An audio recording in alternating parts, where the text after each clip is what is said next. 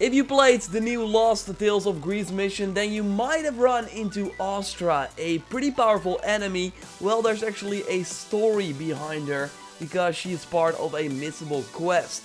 So interesting stuff, and I want to discuss some funny and weird things that are also going on in the game, and more. So let's get into it. If you enjoyed that, then a like would be super appreciated.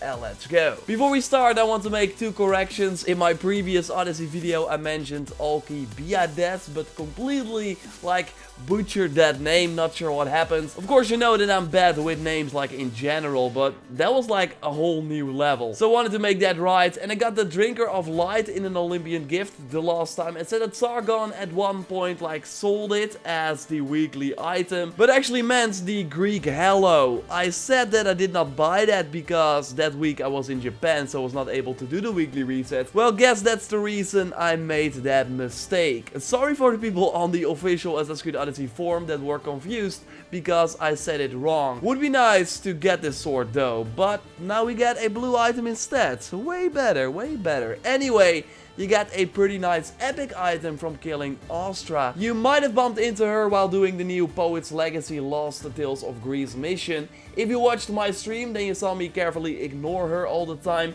and that proves to be pretty hard actually. Now I want to save this fight for this video because the story behind her is actually pretty interesting. So let's go back to the beginning. Of course, this Lost Tales of Greece mission is in Boeotia. You started over here once you reached episode 5 in the main story. And in that main story, you are asked to go to this region to meet Censor again. Well, actually, you are surprised to see him there. This is around level 36, and you are asked to kill 4 champions for Censor. And one of those champions is actually a cultist called Deianira, who happens to be the cousin of Astra. So yes, you have this main quest, the Fall of Deianira, that has you kill 4 champions, and one of them is Deianira herself, and she is the cousin of Astra. So if you're like me, after getting that Fall of Deianira quest line from Censor, are immediately going after these champions, then you actually miss a quest that you get from Timon. He also explains that Deianira and Astra are cousins, so otherwise you would never have known. So again, I immediately went to Censor, killed the 4 champions, but luckily Platinum Chasers on YouTube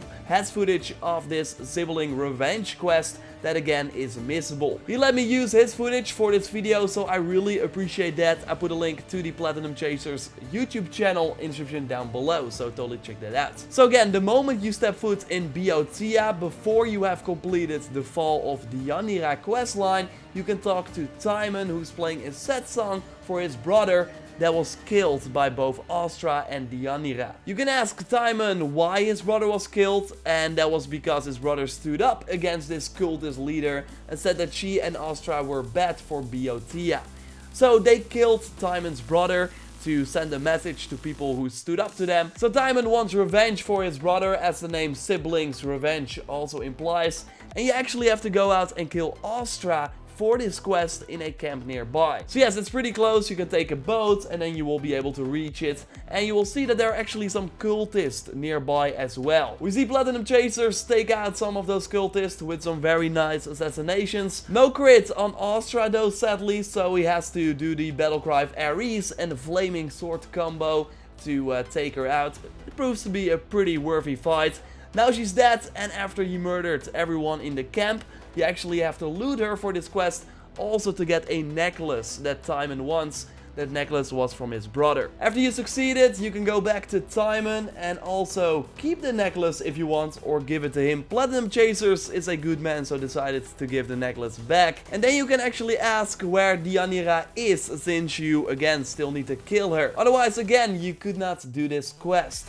So yes, that is the story behind Astra that likely terrorized you while doing the new Poet's Legacy quest, or if you still need to do that Lost Tales of Greece mission and you see her, now you know why she is there. You can actually hear "This is for my cousin" as well as one of the lines she will do, because again, you killed Deianira, her cousin, and now she's angry, while if you did the Siblings Revenge mission, then you killed Astra before Deianira. But yeah, I now actually had to kill her on level 70. She can shoot poison and fire arrows, and also has the pretty powerful smoke bomb, so she suddenly disappears with some sick damage. And she also has a pretty nice charge, So a fun fight for sure. I actually saved before this, so I could actually record this fight multiple times, and was also able to instantly kill her with the universal assassin warrior build combo I of course made a video on recently. We'll link to that one at the end of this one. It has a lot of crit chance, and that is of course really nice with the critical assassinate, because if you land a crit you almost always instantly kill a target, and I love doing that, and this is on the nightmare difficulty by the way. And the boots you get from her are actually for assassin players as well. Assassin damage, crit chance while full health, and the extra crouching speed. So yes, you want a damage perk for the crouching speed one, but it's still not bad. And cool that this NPC has her own unique boots. So thought it was interesting to talk about this story, since a lot of you will actually think, who the heck is this strong enemy that is not a mercenary that is hunting me? Really like that Ubisoft incorporated these types of missable quests and stories with some NPCs in the game. I got some really fun and weird little stories, by the way, that I will showcase later in this video for spoiler reasons, but trust me, it's worth it. First, an update on Assassin's Creed 3 Remastered, because on the official Ubisoft Club page we see the release date, and also that it's coming to the Nintendo Switch alongside the PC, Xbox One and PS4 release that we of course already knew. So yes, first there were a lot of rumors about this, but this really as real as it can get.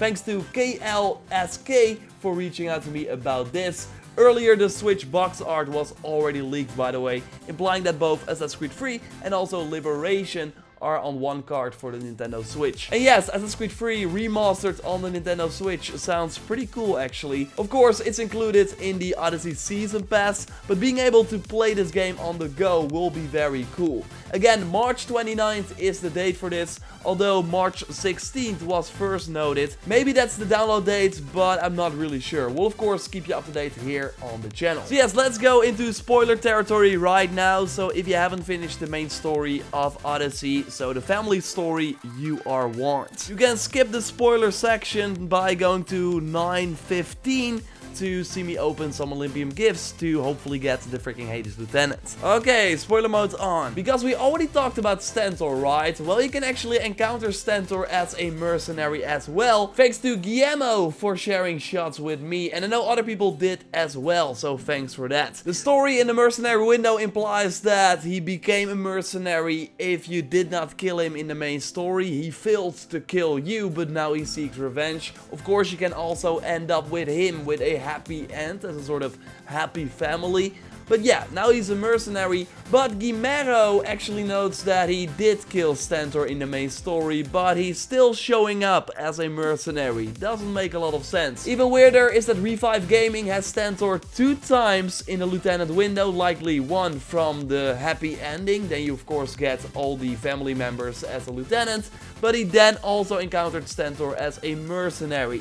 What the heck is going on? It's pretty strange indeed. But let's continue with more strange, because we also can find Brasidas outside your house in Sparta after you already finished the main story. He of course died. So that is really weird that his body is just there. You can pick it up, throw it if you want. A lot of fun. No, but really weird. And yes, it gets even weirder, because I got footage from Declane, who actually got Brasidas alive in Sparta at that exact location, saying, "Sparta has missed you." Well, we miss you too, man, but aren't you dead? So yes, weird glitches for sure, again, in the game for a long time, so curious if Ubisoft will ever fix them. But of course, I will let you know when anything happens in Odyssey. So don't subscribe, of course, if you haven't already. Hit the bell notification to stay up to date when a new video goes live. Like this video to support channel. And now let's go to the ecos of the Olympian store and open 2 Olympian gifts to hopefully get the freaking Hades Lieutenant. I've been trying many times at the end of these videos. Still no luck. Let's continue that search. Okay, Sargon, are you ready? Because I know I am. No, I'm not going to look at the blue item for any longer. Let's just open the freaking Olympian gift, shall we? Come on. Ooh, looks cool, but it's pretty bad. I don't want a heavy bladed weapon with assassin damage, all damage and poison damage. No, but I want to open another one, right? Let's do it. Of course, we had those weapons recently, so the chance that it's a legendary item, pretty slim. Not going to stop us. I mean, at one point we have to open this one anyways, so let's just do it. Come on. Another epic, okay. Dark Steel, Gauntlets, Hunter Damage, Elemental Build-Up. Yeah, that's the armor I talked about recently, the Dark Steel one. 100 damage elemental build-up, nah. Not bad though, but I'm not sure. Elemental build-up seems like something you don't want to really invest in. I don't think I've looked at these items. I think I did during the stream, but not in a dedicated video, so you might have missed that. I thought that both these two were pretty bad. Assassin damage, poison damage. This one is not bad though if you are in a poison damage assassin. I think fire is still better. Still have to like look more into poison, but it actually has some cool things as well. Of course, weakening the sort of armor from the enemy, so you deal more damage. This one as a staff, not really nice. I don't know. No, could be better. Could be better. Although the adrenaline per crit, you don't want to build too much adrenaline with the assassin playstyle because you already get a lot of adrenaline back from doing regular assassinates, but could be nice if that's the only adrenaline sort of perk you have, and the all damage is of course great. So 100 damage, charge speed. No, this was the bad one. So I actually thought that this one was pretty good, but this one, low health, I never want that. That's also not really bad for a hunter player, because you want that actually on a warrior player. So you have the Battle Cry of Ares low health combo. Would actually be cool. Oh, I'm max capacity. Would actually be cool to have a low health sort of perk build. If you got one, of course, send it over to me at input@JorRaptor.com. So yes, again, subscribe for everything Assassin's Creed Odyssey, of course. Like this video to support the channel. Check out my recent video on the new quest that is out and the weekly reset. And I will speak to you next time. Goodbye.